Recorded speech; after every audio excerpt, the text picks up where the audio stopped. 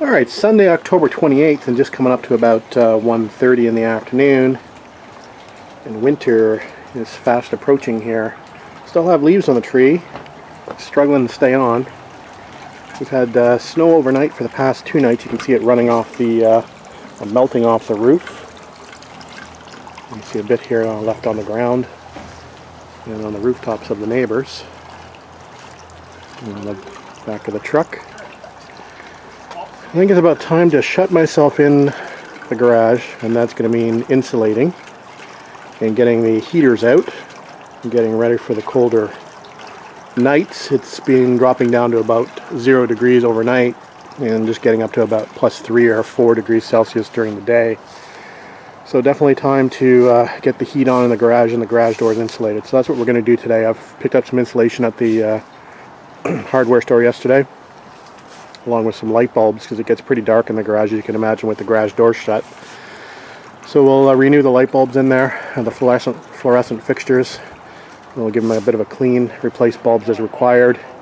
So that's probably all we're going to do for today, and we'll have a little more of a chat when we get in the garage.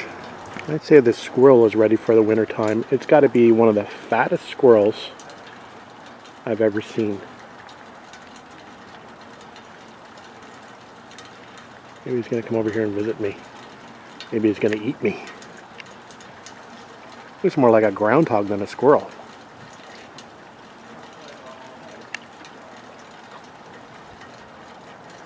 Okay, we're inside the garage, and as you can see, the light sort of pouring through the edges of the garage doors. So these are the areas I kind of need to insulate. So what I normally do is I push the garage doors as much as I can flat against the frame and usually clamp them there. And I usually throw some bars at the top and sort of use the spring and throw some bars at the top to keep the tops against the frame of the garage, and then I just insulate with fiberglass insulation around the outside. I was thinking of actually there is a type of seal that you can get for the outside of the door that's sort of at a 90-degree angle, and it's got a sort of rubberized flap on it. The only thing is, they're about $30 to $35 per panel. So I figured it was going to cost me probably $250 just to do the outside seals on these garage doors. And really, I only need those seals for about 4 months. So I really didn't want to spend $250, and that was at a minimum, $250 to get those seals. And again, they're seals that I would have to put on and take off, technically, because they don't look very attractive from the outside of the house as far as I'm concerned. So we're going to forego that, and we're going to go the cheap route. As I mentioned, I bought a roll of pink fiberglass, so we'll again just clamp those doors tight and fill up the gaps with fiberglass, and then we'll be done with as far as getting the garage doors insulated. So all I try to do is brace the top of the doors, again, like I said, with a piece of angle, just to keep the doors tight at the top.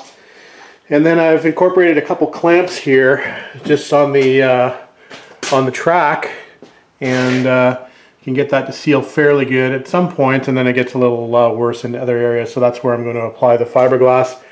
So we have it clamped over there. We've just got a couple of welding clamps here, keeping this nice and tight, so that looks pretty good. And then over in that corner, that's the worst area there. I've got just one clamp on there, and we'll insulate that bottom area as well. And then we'll stick back all the bins in there that we pulled out to have access. I mentioned that we're going to do a little bit of work on the lights as well, so I've got some lights to replace. There's a bulb out here, and we've got 2 of the lights out over on this side as well. Again, the bins are kind of in the way, so maybe we'll resituate the bins so that the lights actually work. We can actually not block them off with a whole bunch of bins, so we'll fix that light up as well. I have a light in behind the sandblasting cabinet. Technically, I should move it out somewhere and utilize it. We'll see if we get that far. I don't know if I want to do that or not. It'll probably be just easier to go get some more lights and hang them in this area in front of the garage doors. This comes in handy when the doors are shut, obviously not so handy in the summertime when the doors are open, because the doors are just cover the lights. But in the wintertime, that area towards the front of the doors is pretty dark.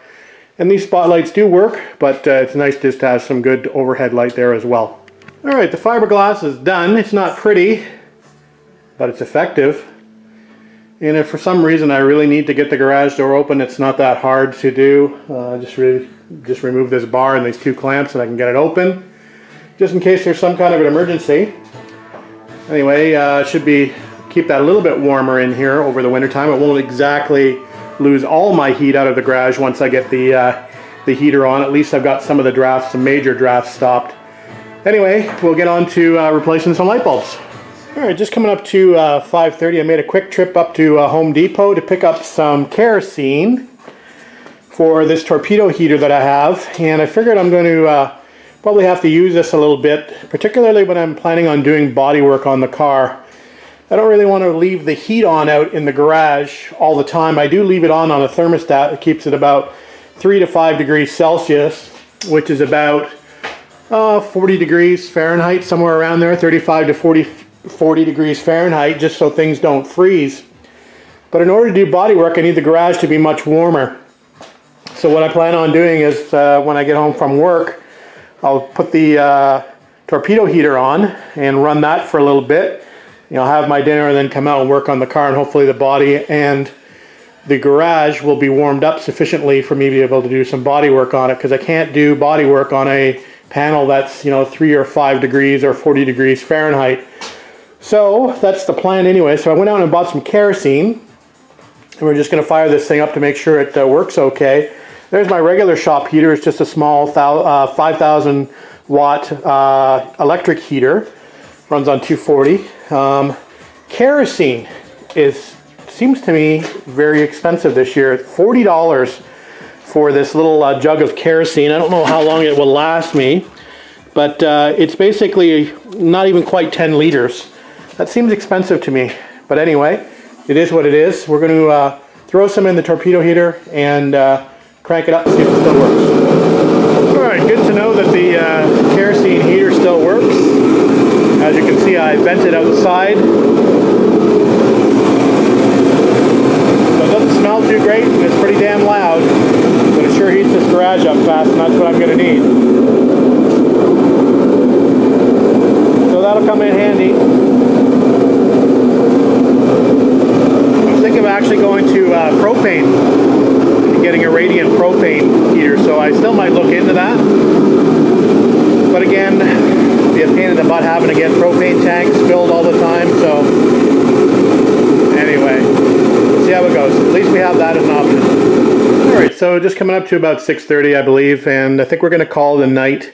I didn't get much done today, but I got done what I needed to get done. Got the lights done, I got the installation done, dug the heaters out, cleaned the garage a little bit, so I'm happy with that. Unfortunately, I won't be able to be out here very much during the next few weeks. It looks like I'm going to be extremely busy. I think I said that I was, in my previous video, that I had a little bit of a break from my work schedule and I was going to be able to be out here, but apparently I jinxed myself, so that doesn't look like it's going to be the case now. So things can change pretty quickly in my world.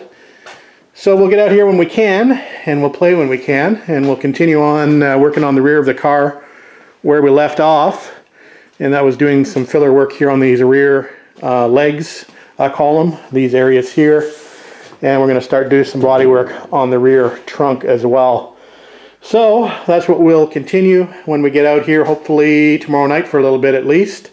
And then, oh, I've got to finish this fender too. We wanted to do a little cut on the seam here to shut this up. So we'll cut this, re-weld it, and hopefully that will fix this fender once and for all, and then I can start doing some body work on this fender. Alright, that's it for now, guys. We'll talk to you later on this week.